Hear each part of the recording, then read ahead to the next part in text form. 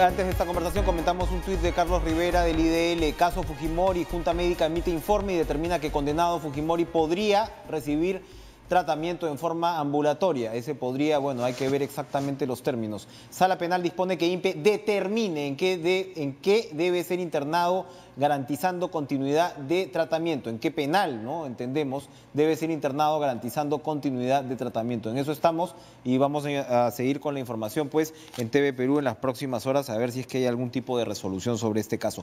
Nosotros le vamos a dar la bienvenida al diputado Johnny Johnny Rajal, diputado de la Asamblea Nacional de Venezuela.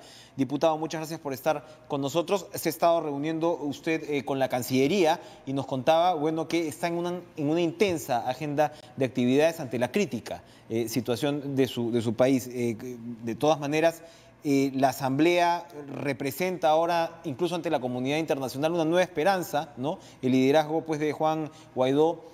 Y incluso propuestas como esta amnistía para los militares, ¿no? Que de alguna manera pues ayuden a una transición democrática, porque en eso estamos. Cuéntenos, por favor, diputado Rajal, sobre su agenda aquí en Lima y qué es lo que esperan conseguir, sobre todo pues con este protagonismo que también el Grupo de Lima ha tomado en términos de lo que es la oposición ya internacional ante la dictadura de Maduro. Muchas gracias, Enrique, por tu invitación. Eso, en primer lugar, queremos, en nombre de toda la Asamblea Nacional, que es el único poder legítimo que queda en Venezuela, democrático, y reconocido por todos los países de primer orden y todos los países que defienden la democracia. Queremos darle un gran saludo a todo el pueblo del Perú, agradecerles infinitamente por extenderle los brazos a tantas familias venezolanas que han tenido que huir por la crisis humanitaria.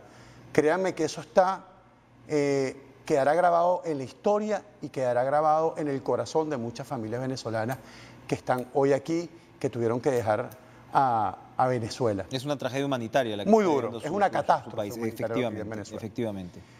Sin duda, la agenda que hemos tenido es muy importante. Hemos visto que todos los países de primer orden desconocen a Maduro como presidente. Nosotros esa juramentación ha sido la juramentación de un paria prácticamente. Bueno, vámonos más atrás, desde el 20 de mayo esa supuesta elección no fue una elección y desde ahí grupos de Latinoamérica, a través del Grupo de Lima, la Comunidad Europea y otros países de primer orden, casi más de 70 países en el mundo desconocieron ese proceso por no estar dentro de los estándares internacionales de elecciones justas y libres. Por tal sentido, y por supuesto lo más importante, desconocido por el pueblo de Venezuela. Y en tal sentido, eso quedó sin efecto alguno. El nuevo periodo presidencial inicia desde el 10 de enero del año 2019 hasta diciembre del 2025. Bueno, ahí se está presentando una situación nueva, innovadora en Venezuela, donde no existe presidente en Venezuela.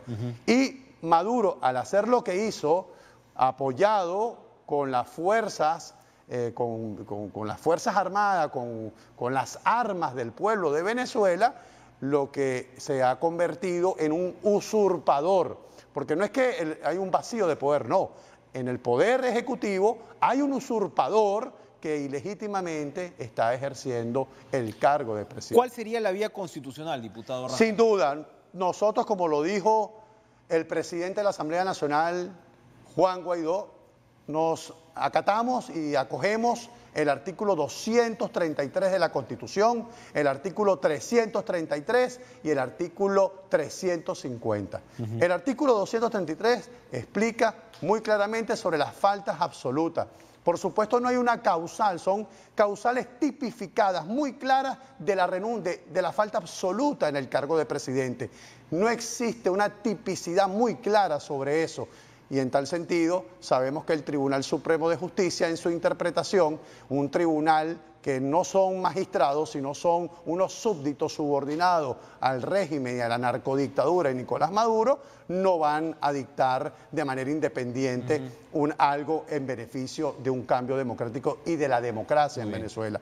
En tal sentido, por eso es que nosotros nos defendemos la Constitución, tenemos el deber en base a esta usurpación, a que la misma cese y que logremos un gobierno de transición que lleve a Venezuela hacia un proceso de elecciones libres. En la expectativa de la región y del mundo, en realidad, todos se preguntan cómo llegar a esa transición. Algo como lo de la amnistía que se ha propuesto en la Asamblea va en esa línea. Pero ¿qué tan real, qué tan posible es, dado que, digamos, la presión diplomática uno no sabe hasta cuánto más puede llegar? ¿Qué tan posible es que dentro de las Fuerzas Armadas venezolanas llegue a haber algún tipo de reacción? Ese es el último eslabón que falta para realmente socavar a la dictadura de Venezuela, las Fuerzas Armadas Nacional Venezolanas, y que este proyecto, este acuerdo de amnistía es un pilar fundamental, claro, sí, para otorgarle salvoconducto a quienes se sumen desde ahora a restituir, sin importar, perdonarle lo que haya hecho en el pasado. Lo importante, con el solo hecho de quebrar a la dictadura y restituir el hilo constitucional en Venezuela, ya tiene su salvoconducto. Tenemos que entender que eso es así. Sin duda un precio a pagar por la recuperación de la democracia, ¿no? Bueno, yo creo que es un salvoconducto. Exacto. Yo creo en diferente la historia contemporánea política de diversos ¿Esto incluye países a civiles del mundo, o solamente civiles y militares? Y militares. Pero es que aquí lo único que sostiene a Maduro son los militares, ese eslabón de las Fuerzas Armadas que, bueno, que necesitamos, que hoy son los verdugos del sufrimiento de los venezolanos y que posiblemente se pueden convertir en los próximos héroes si ellos realmente se ponen al lado de lo que es el pueblo y el sufrimiento del pueblo de Venezuela. Para terminar, diputado Johnny Rajal, en esta estructura militar, ¿dónde hay posibilidades de que se organice una suerte de, no sé cómo llamarlo, la mayoría de los levantamiento, de reacción ante la dictadura? La mayoría de los hombres de las Fuerzas Armadas venezolanas, Enrique, son gente proba, son gente honesta, son gente trabajadora. Hay una cúpula muy podrida que no hay manera de recuperarla. Mafiosa, ligada al narcotráfico, de todo. Corrupta. De todo. Duele decirlo porque es el país de uno. Claro que sí. Pero lamentablemente en Venezuela son un grupo, es una delincuencia organizada. Son un grupo de delincuentes organizados que están en el poder. Pero debajo de esa cadena de las Fuerzas Armadas, como coroneles, capitanes, generales de todos los componentes, soldados, oficiales, hay gente muy proba y que sufre igual que el pueblo, forma parte de la sociedad civil venezolana. Nosotros estamos convencidos que ahora desde la Asamblea, que es el único poder existente, donde estamos asumiendo y vamos a transferir a través de un proyecto de ley que ya está en marcha, fue aprobado en primera discusión, de transición a la democracia, vamos a transferir todas las competencias. Y lo importante, que todos los países del primer orden que respaldan a Venezuela y que desconocen a Maduro como presidente durante este periodo, nos están apoyando en todos estos acuerdos como algo importante, que fue una de las cosas que hablamos con el canciller, y que además que es el que coordina el grupo de Lima, bueno, de congelar todos los fondos activos del Estado venezolano que se encuentra en más de 42 países y que también hay aquí en el Perú. Muchas gracias, diputado. Gracias a ti, por Enrique, acompañarnos. La causa venezolana es la causa de la región. Muchísimas gracias. Por añadidura es la causa del Perú. Gracias por estar con nosotros. Vamos a una pausa y regresamos con lo último de Cara a Cara.